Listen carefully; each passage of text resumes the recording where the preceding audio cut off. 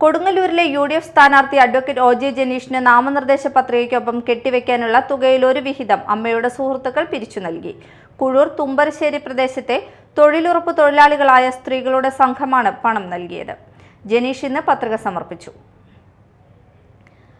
തങ്ങളുടെ സഹപ്രവർത്തകയായ പുഷ്പയുടെ മകന് തെരഞ്ഞെടുപ്പിൽ മത്സരിക്കാൻ അവസരം കിട്ടിയതിന്റെ സന്തോഷത്തിലാണ് ഈ അയൽക്കൂട്ടം.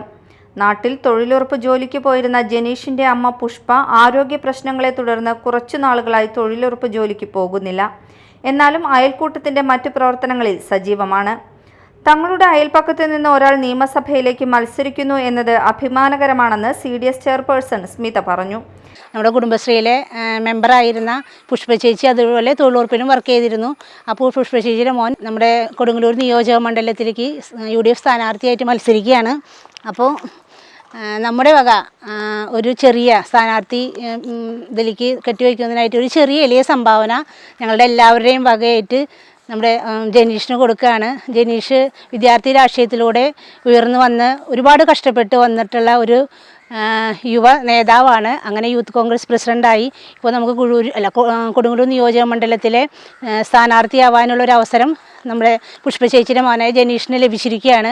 ഞങ്ങളുടെ എല്ലാവിധ ഭാവങ്ങളും എല്ലാവിധ പ്രാർത്ഥനകളും എല്ലാവിധ ഐശ്വര്യങ്ങളും ഉണ്ടാവട്ടെ എന്ന് ആശംസിച്ചു. ജനീഷ് പോളിടെക്നിക്കിന് പഠിക്കുമ്പോഴാണ് അച്ഛൻ മരിക്കുന്നത്. അതിനുശേഷം കഷ്ടപ്പെട്ടാണ് പുഷ്പേച്ചി 2 മക്കളെയും വളർത്തിയത്. തൊഴിലുറപ്പ് ജോലിക്കും കൂലിപ്പണിക്കുമൊക്കെ പോയിട്ടാണ് കുടുംബം പോറ്റിയത്. പുഷ്പചേച്ചിയുടെ മകന് സ്ഥാനാർത്ഥിത്വം കിട്ടുമ്പോൾ അതൊരു സ്ത്രീയുടെ കഷ്ടപ്പാടിനുള്ള അംഗീകാരം കൂടിയാണെന്നും സ്മിത പറഞ്ഞു. തന്റെ മകന് മത്സരിക്കാൻ അവസരം ലഭിച്ചതിൽ സന്തോഷമുണ്ടെന്ന് ജനീഷിന്റെ അമ്മ പുഷ്പ പറഞ്ഞു. രാഷ്ട്രീയം കൊണ്ട് നടക്കുമ്പോൾ ഞാൻ പലവട്ടം അവരെ ചീത്ത പറഞ്ഞിട്ടുണ്ട്, സങ്കടപ്പെട്ടിട്ടുണ്ട്. അച്ഛനില്ലാണ്ട് കുടുംബത്തെ നാഥനായിട്ടുള്ള ആളായിരുന്നു, മൂത്ത ആളാണ്. അപ്പം നീ ഇത് രാഷ്ട്രീയം കൊണ്ട് നടന്നാൽ പോരാ, നീ കുടുംബം നോക്കണം എന്നൊക്കെ പറഞ്ഞ് പലവട്ടം അവനെ വഴക്ക് പറഞ്ഞിട്ടുണ്ട്. അപ്പം അതിനൊക്കെ ഒരു ഇതായിട്ട് ഇങ്ങനെ കിട്ടിയപ്പോൾ ഒരു സന്തോഷം. അവന് രാഷ്ട്രീയം എന്നത് രക്തത്തിൽ അലിഞ്ഞതുപോലെയാണ്. എപ്പോഴും അതിൽ മാത്രമാണ് അവന്റെ ശ്രദ്ധ. നാട്ടിലെല്ലാവരും അവൻ സ്ഥാനാർത്ഥിയായതിൽ വലിയ സന്തോഷത്തിലാണെന്നും പുഷ്പ പറഞ്ഞു.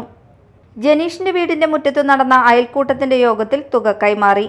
നാമനിർദ്ദേശ പത്രികയ്ക്കൊപ്പം 10,000 രൂപയാണ് കെട്ടിവെക്കേണ്ടത്. ഇതിന്റെ ചെറുവിഹിതമാണ് അയൽക്കൂട്ടത്തിലെ അംഗങ്ങളെല്ലാവരും ചേർന്ന് പിരിച്ചു നൽകിയത്. Media time, Mala.